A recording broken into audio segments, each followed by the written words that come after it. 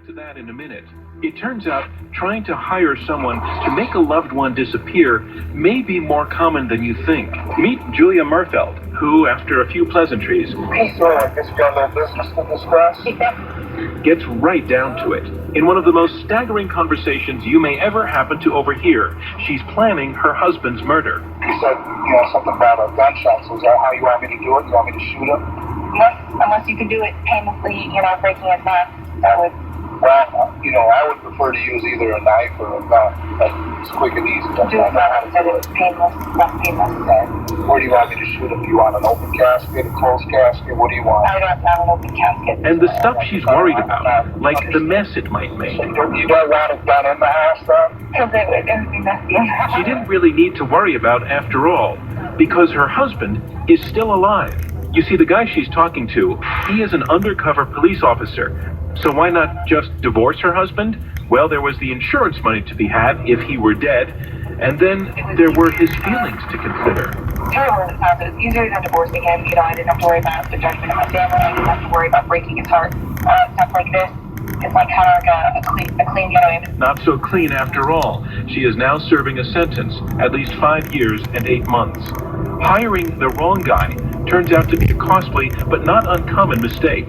Delia DiPolita in 2009. These recorded conversations allegedly show her negotiating terms for her husband's murder. It turns out the supposed killer for hire was also an undercover cop. DiPolita was called home by police one day and given the false news that inside her husband lay dead, murdered. Okay, I'm sorry to tell you, man. He's been killed. He's been killed, man. And then they got DiPolito into an interrogation room. She continues to speak as a shocked widow. Remember, as far as she knows, her husband is dead. But then they tell her the so-called killer is actually one of their own men. That's an undercover police officer. Recorded everything that you did. I didn't do anything. Listen to me. I didn't do anything. You're going to jail. I didn't do anything, please. I didn't do anything. And finally they tell her that her husband is still alive. Your husband is well and alive. Thank God. Oh, yeah, thank God. Please. No, he doesn't want to see you. I don't want to see him. He doesn't want to see you. Delia's husband didn't believe her when she finally got him on the phone from jail. It's no more than anybody. It's not true. You said you wanted to have me killed. I heard that. It's not true. And it's not. How is it not true? How can you believe that? I heard your voice. I didn't do anything. You can hire a lawyer to have your voice, everything on tape. DiPolito was sentenced to 20 years. An appeals court reversed that conviction because the jury was never asked how much they knew about her case.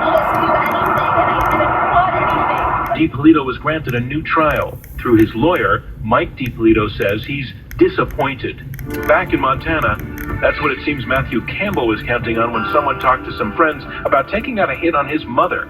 But again, a problem. Somebody felt that my brother was seriously contemplating doing this. That person went to the Department of Corrections and basically told on my brother, say, hey, Matthew Campbell wants to, hire somebody to kill his mother. That's all it took. An undercover FBI agent posing as a hitman approached Matthew. Matthew is busted and sentenced to 5 years in federal prison. On the outside, Dana and her daughters struggle to understand how this could have happened. Matthew tries to explain in letters home. This all blew up in my face, and I can't handle it. I finally see where my lifestyle has gotten me, and I have been saved. In the name of Jesus Christ. All of this is cold hard truth, and you don't have to believe it, but I hope you believe your son. Over the last 4 years, letters like this kept coming, and with them, finally, a measure of forgiveness. The family now believes that Matthew never really intended to kill his mother, and they are waiting for him to come home from prison. He wants to move on and put everything past him, and we do too. I think, we're gonna flourish into probably one of the best relationships I think I've ever had. Hope springs eternal in Big Sky Country. I'm John Donvan, outside Billings, Montana. Coming up, screeching halt. Why Congress couldn't get much done before leaving town. On Perspective, after this.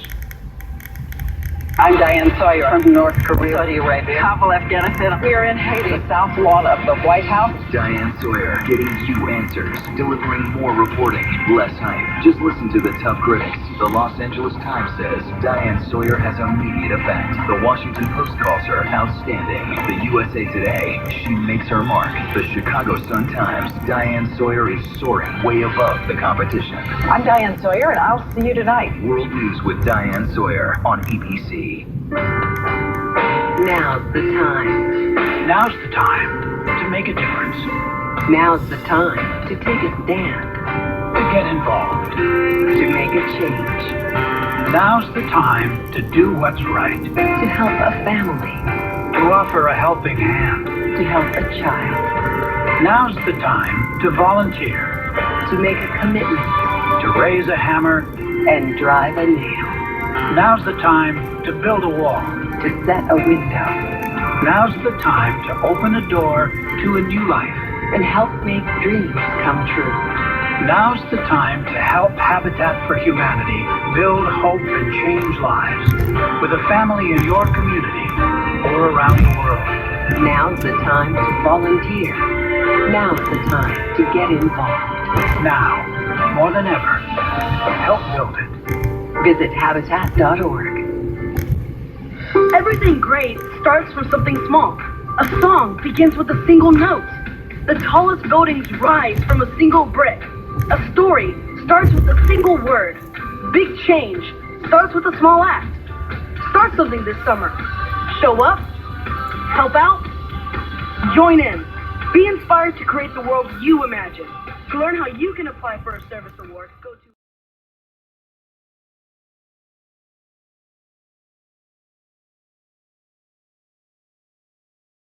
Internal injury, permanent disabling functions can be disabled. People don't realize these are little bodies, and the force of a professional athlete, the force of any adult, male or female, with a weapon in their hand is deadly.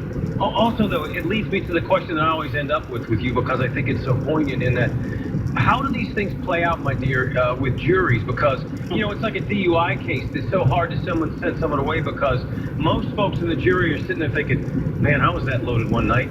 And so, do you have a difficult time once you get these to trial because jurors say, I hit my kid like that once? Well, the first time injury, unless it's a devastating, permanent, irreversible injury, many times don't go to trial. But anger management is very popular for these individuals to try to give them classes on how to control their anger. But who loses? And the kids lose. They may have permanent scarring. I've seen thousands of kids with keloid scarring that never goes away. So they don't want to take gym class because they don't want to take their clothes off, and people see the lash marks on their backs, arms, legs from previous repeated beatings. Criminally, these cases can vary greatly. You're right, half the jurors may have been beat with switches and belts and extension cords, sadly. So they may not think it's wrong. But it's a violent assault, just like it would be if you're at the bus stop and someone walks up to you and starts to lash you and causes injury to you. Were you beat in school? Did you get that from teachers? I was paddled by teachers. Were you, Joe? Well, I was a good student, Marty. I didn't get paddled, but my brothers got paddled at school, yeah. And at home? No, nothing. No. It's interesting. And are you a believer in it? I think there could be. I wouldn't call myself a believer in cause, and you use the word beating. I'm not a believer in beating anyone. Yeah, that's a great point. Child or adult. I understand that there are times people may resort to